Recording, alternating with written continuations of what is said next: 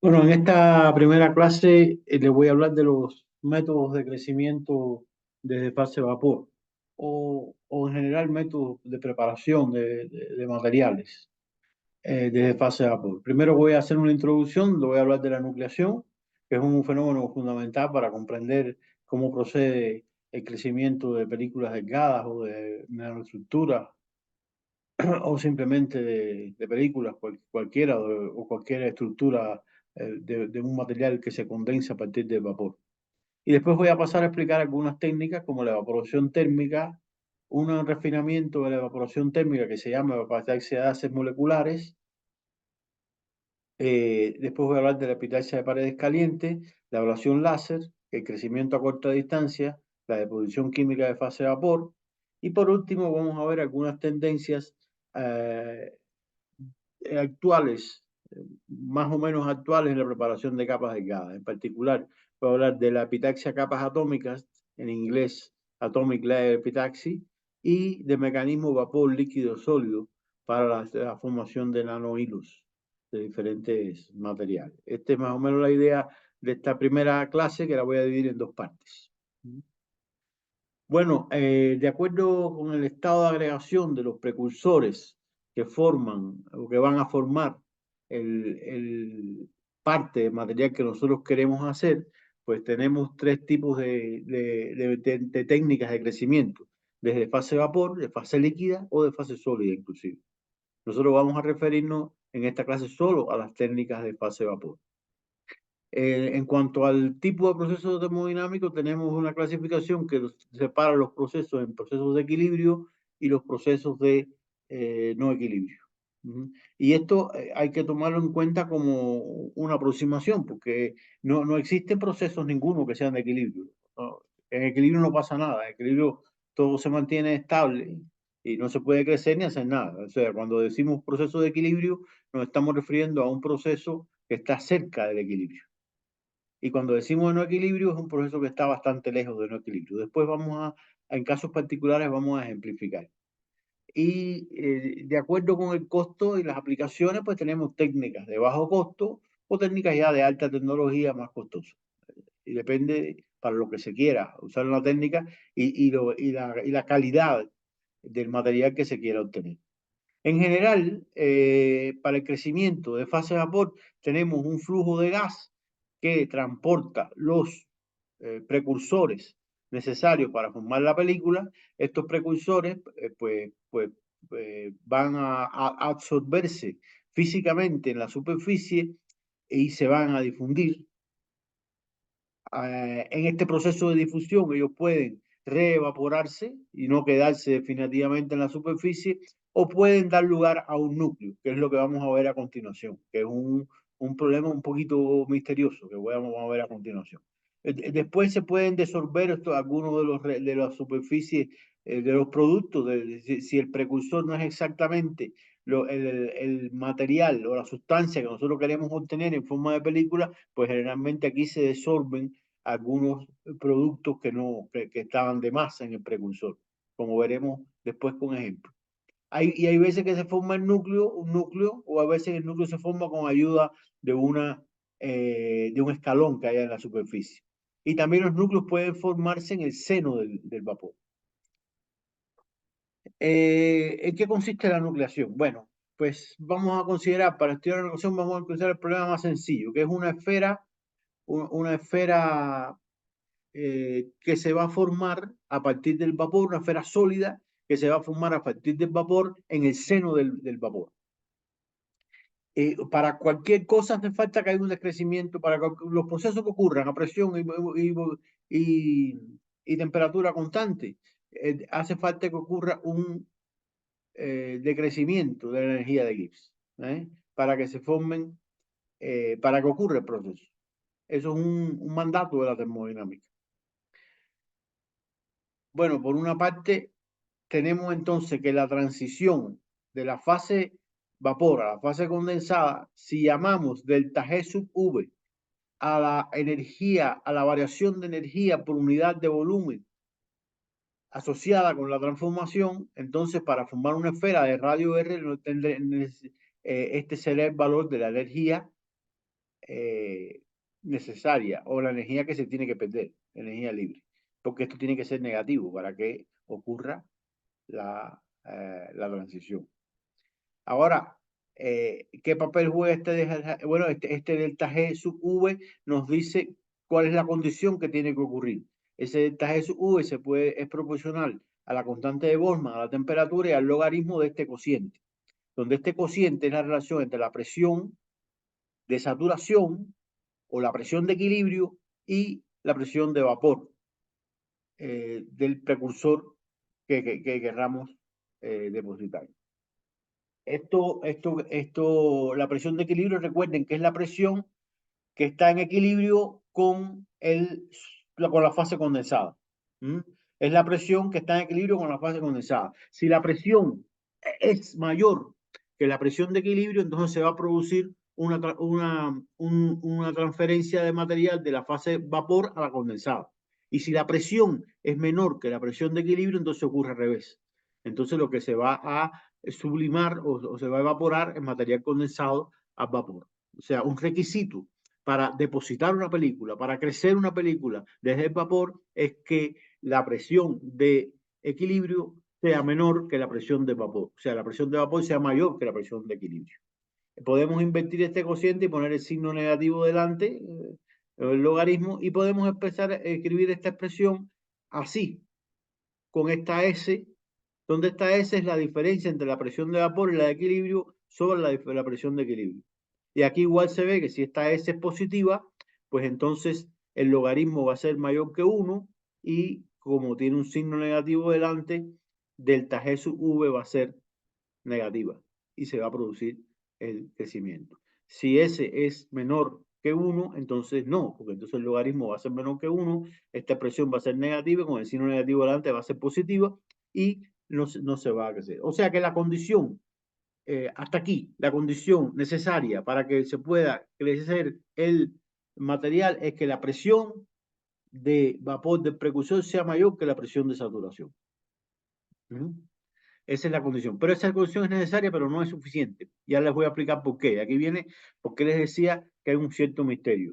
Cuando se forma una fase condensada del vapor, a la misma vez ocurre que aparece una superficie. Y la superficie, la aparición de superficie está relacionada siempre con un aumento de la energía de Gibbs. ¿Por qué? Porque la superficie es más energética que el volumen. Entonces, siempre la aparición de una superficie implica un aumento de la energía de Gibbs.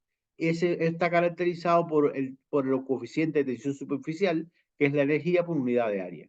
Por tanto, para la formación de nuestra esfera, cuando se forma nuestra esfera va a aparecer un área que va a ser 4πr cuadrado, que es el área de la esfera, y que va a producir un incremento de la energía de Gibbs de ese valor multiplicado por la energía por unidad de área, o sea, por el coeficiente de tensión superficial. De esta manera, el balance de energía es esta ecuación que se ve en esta ecuación que está aquí. Este delta G, digamos, total, o sea, está compuesto por el delta G sub V que explicamos que tiene que ver ya con el diagrama de fase, con la presión, con las presiones de vapor, la presión de equilibrio, y esto que está en relación con la energía superficial. Aquí en esta gráfica se puede ver con una línea azul la componente de la energía superficial, que aumenta cuadráticamente, y aquí se puede ver la componente con una línea roja, la componente de la otra componente, la componente que tiene que ver con las presiones de vapor, con una línea roja y que depende como el cubo de R del radio y es negativa.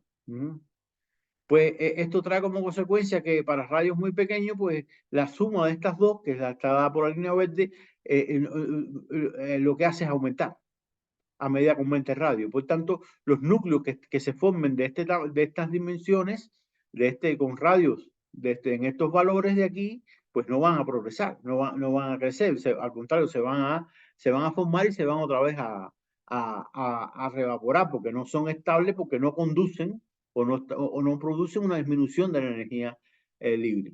Sin embargo, si se llega a un valor de R, que es este que he señalado como R asterisco, que es el valor máximo de esta energía libre, que se determina por derivada con respecto al radio de la esfera de esta energía libre, pues entonces si se llega a un núcleo de este tamaño, entonces este núcleo puede continuar creciendo porque su crecimiento conlleva a una disminución de la energía libre.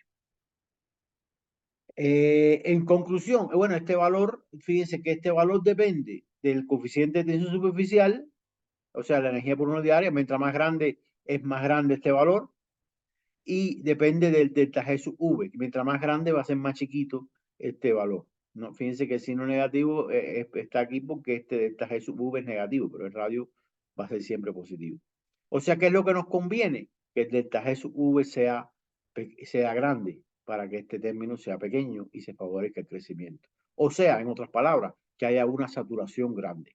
Esto quiere decir, ya no basta con que la presión sea un poquitico mayor que la presión de equilibrio, ¿no? Tiene que ser bastante mayor para que haga suficiente sobresaturación para que el núcleo crítico que debe formarse para que el material siga creciendo, se siga formando el sólido o el líquido, la fase condensada, sea suficientemente pequeño. O sea, los núcleos pequeños no sobreviven, solamente los sobreviven los núcleos grandes. Por una fluctuación se forma un núcleo grande y ya ese núcleo grande va a sobrevivir. Pero ese núcleo, mientras mayor sea la sobresaturación, menor va a ser el tamaño de ese núcleo crítico y más fácil va a ser la nucleación. Y mientras más sobresaturación, mejor. En general, cuando hablamos de depósitos de películas delgadas o de estructuras, las depositamos sobre algún sustrato. Y ese sustrato ya tiene una superficie. Por eso, en este caso, la nucleación no es homogénea, sino la nucleación es heterogénea, que quiere decir, es la nucleación que se produce sobre una superficie que ya existe. Intuitivamente ustedes podrán pensar que esto facilita la nucleación, porque ya hay una área formada. Esto se puede apreciar bien en la práctica con el rocío. El rocío, cuando hay humedad, por qué se deposita el rocío? Porque se hace que la presión de vapor, del vapor de agua que hay en la atmósfera, se hace mayor que la presión de equilibrio del vapor de agua en la atmósfera. Y entonces precipita el agua. Pero generalmente el agua no precipita en el seno del gas, sino precipita sobre la superficie de un cristal, sobre la superficie de una hoja, porque ahí, que ya hay una superficie creada, se facilita la nucleación. El análisis de la nucleación heterogénea es un poquito más complicado. Aquí tendremos este término que es el mismo de la ecuación anterior, que tiene que ver con las presiones de vapor, y ahora tenemos tres términos diferentes de la energía superficial, porque ahora en realidad hay tres interfaces. Hay una interfase del sólido con el vapor, hay una interfase del sólido con la película, con el film que vamos a depositar, con la sustancia que vamos a depositar, y hay una tensión superficial relativa entre en la interfase del volumen, del vapor y de la película. O sea, ahí en realidad hay tres interfaces y cada cual quiere ser lo menor posible, por tanto están como una competencia. Y entonces se puede determinar igualmente el radio crítico y la energía de Gibbs crítica para la formación de los núcleos, que en este caso es facilitado, la formación de ese, es facilitada la formación de ese núcleo por el hecho de existir la superficie. Eso también depende de este factor geométrico que se llama factor de mojado. Ese factor de mojado, ¿qué quiere decir? Si este ángulo es pequeño, quiere decir que la película tiende a extenderse sobre la superficie del sustrato. Sin embargo, si este ángulo es grande, quiere decir que la película tiende a recogerse formando una esfera en sí misma y en vez de esparcirse por la superficie. Para la posición de películas delgadas es favorable, desde luego, la primera condición, en que este ángulo sea muy pequeño.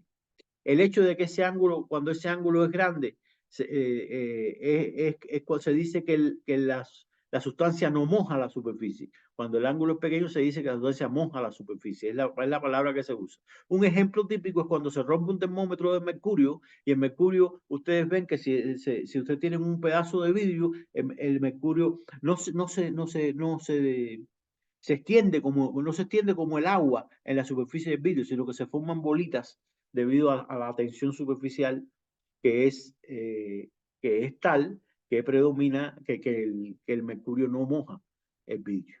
Pues lo mismo ocurre con la sustancia que queremos depositar. Tenemos que buscar, o sea, ese es uno de los factores que hace que se pueda depositar una película o que estiradita, depositada, extendida en la superficie o que se formen islas separadas. Aquí tenemos, por ejemplo, el caso de la formación de islas. Estas líneas de islas se forman espontáneamente sobre una superficie y esto puede ser también útil porque de esta manera, esta es una manera de hacer puntos cuánticos, ¿no? En este caso son de un material que se llama aceluro de indio depositado sobre un sustrato diferente que tiende a no mojar el sustrato y por tanto se forman esas islas.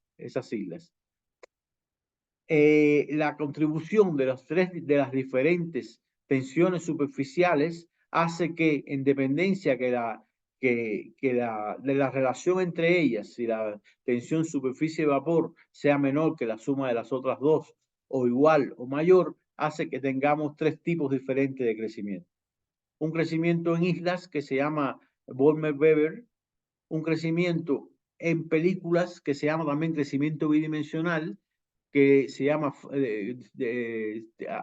toma el nombre de Frank van der Merwe, que fue el primero que lo descubrió o que lo nombró de esa manera, que se forma, que la película tiende a extenderse en la superficie y se forma una película encima de la otra y otra película encima de la otra y así. Y después tenemos el proceso Stransky-Krasanov, que es una especie de mezcla entre las dos. Aquí se forma una película extendida sobre la superficie, pero muy fina sobre la superficie del sustrato, y a partir de ahí empiezan a crecer las islas. De esta manera se pueden hacer estos, como les decía, estos puntos cuánticos. Y hay una variante de crecimiento de Volmer-Weber, donde las islas donde se forman las islas, pero las islas no van a coalescer, sino que van a quedarse formando como unas columnas. Y es llamado crecimiento columnar, que se observa en algunos materiales cuando uno crece películas delgadas.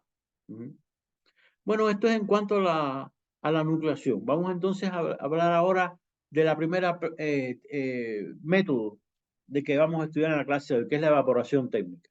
Esta probablemente es la técnica más antigua de depósito de capas delgadas y es muy usada todavía en la actualidad para depositar metales, para tanto o semiconductores también. Y está en cualquier laboratorio de materiales, uno puede encontrar la técnica de evaporación térmica.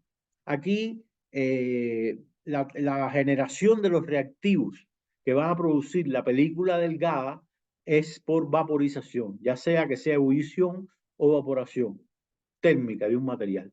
Es evaporación térmica. El material se calienta y pasa del sólido al vapor o pasa del sólido al líquido, del líquido al vapor, se produce un vapor térmico y se condensa en un sustrato que está más frío. Esa es esencialmente lo que pasa. Es bastante fuera del equilibrio porque generalmente la temperatura a la cual se evaporan o se vaporiza el material que se va fuente, el material precursor, es mucho más alta que la temperatura a la que está el sustrato. Hay una diferencia de temperatura muy grande entre el sustrato, que generalmente está a la temperatura ambiente o a una temperatura moderadamente alta, y la fuente que está a una temperatura altísima, que ahora les explicaré cómo se logra. Generalmente se hace una presión base de 10 a la menos 7 milímetros de mercurio, alrededor de 10 a menos 7. Eso se llama alto vacío. Hay bajo vacío, que es el que se logra con una bomba mecánica, con una determinada técnica, que no es suficiente en general para esta evaporación. Y está el vacío que se llama alto, que se logra con otra máquina, generalmente una bomba turbomolecular en la actualidad es lo que se usa. También había unas máquinas que se llamaban difusoras de aceite, pero con cualquier técnica se logra un vacío de unos 10 a la menos 7 milímetros de mercurio y es suficiente para esta técnica, cito como tal. Después hay otro rango de vacío más grande, más fuerte, que está ya después de 10 a la menos 8 a 10 a la menos 11, que es ultra alto vacío, que enseguida voy a ver para qué sirve. Bueno, este es un esquema de la parte de adentro de una evaporadora. El sustrato iría aquí arriba, no se muestra, donde se va a depositar. Esto es un obturador que permite dejar que el gas que proviene de aquí pase o no pase hacia el sustrato. Y esto que está aquí es un pequeño crisol de un material refractario, generalmente tungsteno, por el cual se hace pasar una corriente muy grande, por tanto se calienta mucho y el verdad que de aquí se evapora y se produce y se pasa o se sublima y pasa y se deposita después en el sustrato. Esta es una vista desde afuera de una máquina, eso está cubierto por una campana de vidrio generalmente, puede ser también metálica, que está con una junta, permite que no saque el vacío, y aquí adentro hay una máquina que hace el vacío de 10 a la menos 7. Muchas veces estos sistemas están acompañados de un sensor de cuarzo, lo que se llama una balanza de cuarzo, que es un pedacito de cuarzo cuya frecuencia de oxidación depende de la cantidad de material que tenga depositado. Y a medida que se deposita en material, cambia esa frecuencia de oxidación. Y eso se puede medir y saber el espesor, se puede calibrar y saber el espesor que se está midiendo. Esa es una máquina típica de evaporación térmica. Una modificación de esta técnica es que es de gran importancia para el desarrollo de la física y para la fabricación de algunos dispositivos, es la epitaxia de haces molecular, que usa ultra alto vacío. Y aquí viene el asunto. ¿Por qué? Usar ultra alto vacío implica un gran gasto, un gran gasto, y convierte esta máquina en una máquina de alta tecnología. ¿Para qué se usa? ¿Para qué sirve? ¿Por qué razón es necesario? Bueno, es lo que les voy a explicar ahora. Uno tiene, por ejemplo, vamos a calcular, es interesante esto para ver por qué hace falta el alto vacío. El número de moléculas de gas que chocan con 1 cm² de superficie en un segundo. Eso se llama flujo, el flujo de gas, el flujo que atraviesa una superficie, o el flujo de gas que choca contra la superficie de un sustrato, donde vamos a depositar una película. De la teoría cinética del gas ideal se tiene que ese flujo es 1/4 de la concentración del gas, de la concentración del vapor que quiero depositar por la velocidad media térmica. La concentración por la ley de los gases ideales es P sobre KT y la velocidad media es 8 sobre KT sobre pi por m, la raíz de 8 sobre KT sobre pi por m. Sustituyendo eso tendremos que el flujo es igual a la presión, ¿no? Por esta raíz que está aquí. O lo que es lo mismo, la presión es igual al flujo despejando por esta raíz que está aquí. Entonces vamos a ver, aquí tenemos, por ejemplo, está ploteada esa ecuación para dos gases distintos. Esta M es la masa de la molécula, K es la constante de bomba, T es la temperatura, P es la presión, y aquí tenemos para para tres gases diferentes, oxígeno, CO2 y H2, que pueden estar en el aire dentro de la cámara. Y aquí se ve que, por ejemplo, una presión de 10 a la menos 7, que es la presión que hay en una máquina evaporadora, produce un flujo de unos 10 a la 14 moléculas o átomos por centímetro cuadrado por segundo. ¿Ese flujo es grande o es pequeño? Es que uno pensaría que 10 a la menos 7 es una presión bastante baja y 10 a la 14 parece un número muy grande, pero vamos a ver a qué equivale ese número. Bueno, este es el vapor que está ahí está residual. No, estas moléculas de oxígeno o de CO2 que nosotros no queremos, porque queremos la película que queremos depositar, por ejemplo, una película de aluminio, pues entonces van a estar chocando contra la superficie. No todas se van a adherir a la superficie. Generalmente cualquier superficie que esté expuesta al aire va a estar llena, va a tener una capa superficial con todas estas impurezas que se absorbieron en la superficie. Pero esta película nos sigue creciendo. Sin embargo, si nosotros restablecemos la superficie, por ejemplo, yo tengo un sustrato de vidrio muy limpio, la primera, lo pongo al aire, se va a contaminar con todos estos productos. Si yo vuelvo o una superficie metálica muy limpia, si yo la pongo en el aire, se va a contaminar con esos productos y se va a aparecer una película muy fina en esa superficie. Esa película no sigue creciendo, pero si yo la renuevo, o sea, restablezco una superficie limpia, otra vez se va a ensuciar, ¿no? Y cuando yo estoy creciendo, por ejemplo, un metal aluminio, estoy constantemente restableciendo una superficie limpia. Por lo tanto, el aluminio va a estar compitiendo con el gas residual que está en la cámara. Si, por ejemplo, vamos a suponer el CO a una presión tan baja de 10 a la menos 6, ya vimos que tiene un flujo de 5 por 10 a la 14. ¿Cuánto es eso? ¿Cuánto es eso? Vamos, eso depende, o sea, ese flujo, ¿cuánto representa en espesor de una película? Depende, bueno, depende del cristal que sea, incluso depende de la superficie de cristal que sea. Pero en general, o de la dirección cristalina que tenga. Pero podemos hacer un cálculo aproximado. Vamos a suponer una superficie 100, ¿no? De un cristal cúbico, con estructura centrada en las caras, por ejemplo. Para esta estructura, la densidad superficial de átomos en ese plano es de 2 átomos en el área correspondiente a una cara del cubo. Si el parámetro reticular, digamos que es un parámetro reticular típico de los metales, vamos a poner 6 antrons. Esto daría aproximadamente que 5 por 10 a la 14 átomos por centímetro cuadrado es una monocapa de ese material. O sea, 10 a la 14 centímetros cuadrados más o menos es una monocapa depositada sobre el material. ¿Y eso qué tan importante es? ¿Qué tan importante? En un segundo se puede depositar una monocapa de oxígeno o de óxido o de monóxido de carbono o de hidrógeno sobre la superficie.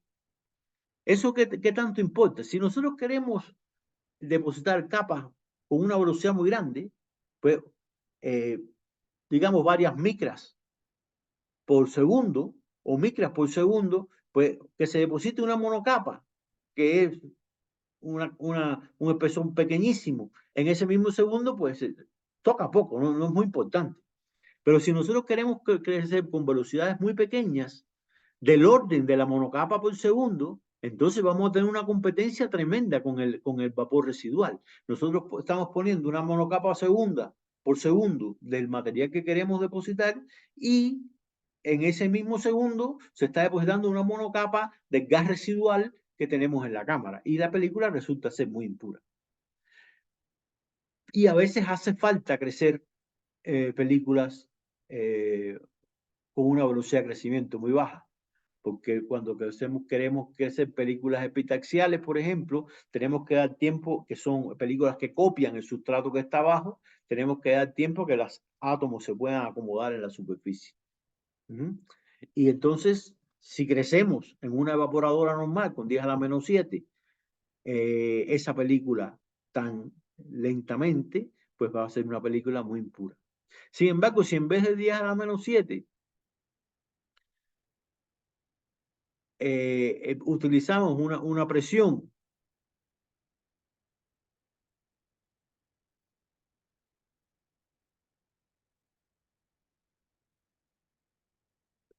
si utilizamos una presión de 10 a la menos 9 en vez de 10 a la menos 7, entonces resulta que el flujo de las moléculas residuales sobre la superficie será 100 veces menor. Y ahí estamos ganando entonces pureza en la película. O sea, el requerimiento del ultra alto pasivo, de tener 10 a la menos 9 en vez de 10 a la menos 7, o 10 a la menos 10 en vez de 10 a la menos 7, es poder obtener películas muy delgadas, películas con una velocidad de crecimiento muy baja y puras. Y puras. Todo tiene que ver con la competencia entre el gas residual que nosotros no queremos y el vapor del material que queremos depositar.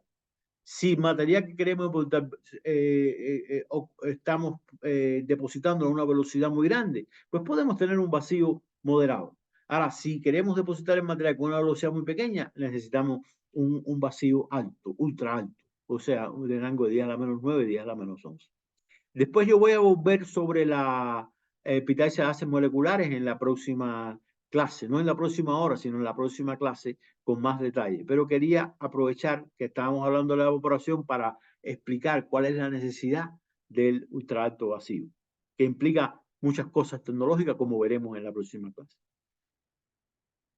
Bueno, pues la evaporación térmica tiene algunos problemas. Por ejemplo, un problema es que hay compuestos que no evaporan congruentemente. ¿Qué quiere decir esto? si yo tengo un metal aluminio, yo lo evaporo y se deposita como aluminio. Pero si tengo un compuesto AB, pues puede ocurrir que el compuesto AB se evapore y se deposite como compuesto AB, pero puede ocurrir que no. Por ejemplo, supongamos una evaporación no congruente, quiere decir, supongamos un semiconductor que se llama el cianuro de galio. Si yo caliento el cianuro de galio hasta que él se empiece a evaporar, eh, lo que va a pasar es que se va a ir el arsénico y se va a quedar una gotica de galio sin evaporarse. O sea que yo no voy a lograr sublimar el cianuro de galio eh, y depositarlo. Ese es un problema. Yo no puedo crecer el cianuro de galio evaporando térmicamente el arsenuro de galio sólido, como hago con un metal. Hay otros compuestos que sí evaporan congruentemente. Si tengo un pedazo de telururo de cadmio y lo evaporo, pues aproximadamente tanto el cambio como el teluro se van a evaporar y se van a depositar. En ese caso, el material se evapora congruentemente. Para resolver este problema, existe la que se conoce como flash evaporation, evaporación flash o laser ablation, ¿no? Otra manera de resolver ese problema es los sistemas que tienen coevaporación. Pues tienes en vez de tener un solo lugar para sublimar la fuente, tienes dos lugares para sublimar la fuente. Y en uno pones, por ejemplo, en el caso del arsenuro de galio, en uno pones el arsénico y en el otro pones el galio. El que está el arsénico no hay que calentarlo tanto y el que está en el galio lo calentas más. Y eso se llama coevaporación. Y se evaporan, y ya son unas máquinas un poquito más complicadas que la simple máquina evaporadora típica, porque tiene dos lugares para poner las fuentes. Tiene dos lugares para poner las fuentes. Bueno, vamos entonces, ya que estamos aquí, después vamos a explicar la flash evaporation, ¿qué consiste? Tenemos una placa muy caliente, pero allí no se pone, todavía allí no se pone el material que voy a evaporar, sino el material en forma de polvo se espolvorea sobre esa placa muy caliente. Y eso hace que el polvo que cae ahí inmediatamente se sublima, tanto el galio como el arsénico, porque la temperatura es muy grande. Y como cae en pequeñas cantidades, esa cantidad que cae, no importa que uno tenga una presión más baja que la del otro, sino que se evaporan los dos. Eso es lo que se conoce como flash evaporation. Y después vamos a ver la ablación láser en qué consiste. Bueno, la otra técnica que quiero ver que es parecida a la evaporación térmica se conoce como epitaxia de paredes calientes. En ese caso es bastante cercana al equilibrio y lo contrario ocurre con la evaporación térmica, con la epitaxia de gases moleculares. Aquí MBE quiere decir moléculas bin epitaxia, epitaxia de gases moleculares. Y tiene mucho menos costo. El sistema se muestra hasta aquí. Uno tiene esto puede ser esto es por ejemplo un tubo de cuarzo que tiene otro tubo de cuarzo soldado aquí y aquí tenemos la fuente que queremos evaporar. Esto se va a calentar y se va a evaporar aquí. ¿Qué diferencia tiene con la evaporación térmica? Que estas paredes están calientes, que hay un horno que impide que el material se deposite aquí. Mientras que en la evaporadora normal el material se deposita en el sustrato y en todas las paredes de la cámara que están frías. Aquí no. Y eso hace, o sea, los átomos que se evaporan y que vienen aquí y chocan con la pared no se van a depositar en la pared porque está muy caliente la pared, y entonces va a depositar sobre el sustrato que está aquí arriba. Y esto hace que la técnica sea bastante, el proceso de evaporación, condensación sea bastante eficiente. Por ejemplo, esto se ha usado para hacer películas de telururo de cadmio. Aquí se pone el telururo de cadmio. Y como el telururo de cadmio a veces no es de todo estequiométrico, aquí se puede, o si uno quiere hacer que no sea exactamente estequiométrico, o sea, que no sea exactamente 0,5 de cadmio y 0,5 de teluro, pues aquí se puede poner un poco de cadmio y evaporarlo a una temperatura menor para contribuir a que el vapor esté un poco rico en cadmio, o se puede poner un poco de teluro y evaporarlo. O aquí también se pueden poner eh, un material que sirva como impureza para dopar al semiconductor y que se evapore aquí. Hay una modificación que se llama hot wall beam epitaxy. Aquí es hot wall epitaxy, donde el sustrato se separa y queda una parte aquí que está en vacío y que hace que se produzca un haz molecular hasta afuera. Y aquí un poco nos vamos del régimen de una presión de vapor, sino que como al estar abierto ya es un flujo molecular. Bueno, esto permite usar temperaturas relativamente bajas y obtener flujos relativamente grandes de vapor. Bueno, la próxima técnica es una técnica también muy importante que es la ablación láser. Aquí se utilizan láseres de potencia, o sea, láseres que puedan producir el calentamiento suficientemente grande como para que el material se evapore. Y se pueden utilizar láseres de argón o láseres de rubí muy potentes. Se utiliza comúnmente láseres de neodymium jack que tienen unos 1000 nanómetros de longitud de onda, o láseres de CO2 que están en el infrarrojo. Aquí son 10.6 micras, por reglen ahí. Y los láseres exímeros que emiten ultravioleta. Son los tipos de láseres que más comúnmente se utilizan. ¿Y cuál es la ventaja? El láser es un láser pulsado. Hay un tiempo entre en vez de ser un láser continuo que calienta, es un láser que es pulsado. O sea, son pulsos que pueden variar el tiempo de duración de los pulsos puede ser de unos milisegundos hasta 10 a la menos 9 segundos, en dependencia del tipo de generación. Se utilizan unos elementos ópticos no lineales que permiten cortar el haz, o sea, a una determinada intensidad y dejar pasar pulsos muy finos del láser. Y esto la potencia entonces puede ser grande, porque la potencia es enorme. ¿Por qué razón? Porque una gran energía de enlace está concentrada en un intervalo de tiempo muy pequeño. Y eso produce un calentamiento brusco en la superficie, que es similar a lo que les expliqué de la flash evaporation. Una subida de temperatura brusca en la superficie que hace que el material se evapore y se evapora manteniendo la estequiometría. Porque si nosotros calentamos el material suavemente, pues se van evaporando cada elemento compuesto por su presión de vapor. Ahora, si nosotros producimos un calentamiento local, intenso y durante un breve tiempo, entonces se evapora todo el material. Y esa es la ventaja que tiene. O sea, aquí se ve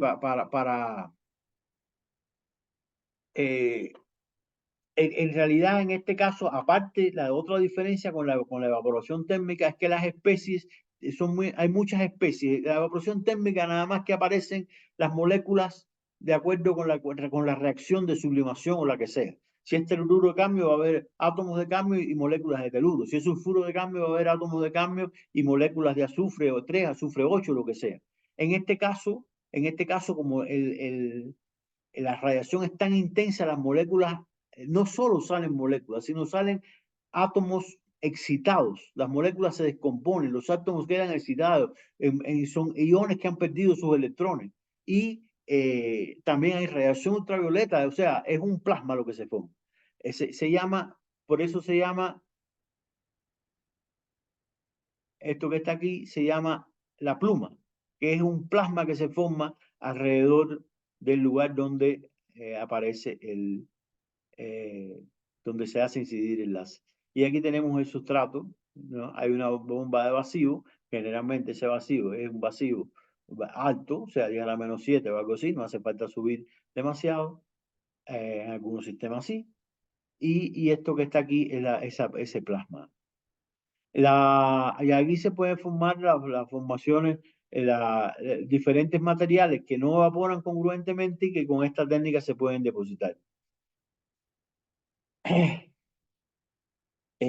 Otra variante, otra ventaja que tiene tener las moléculas disociadas es que las moléculas disociadas generalmente son más propensas a adherirse al sustrato que las moléculas que no están disociadas. Eso lo veremos también cuando veamos el MBE.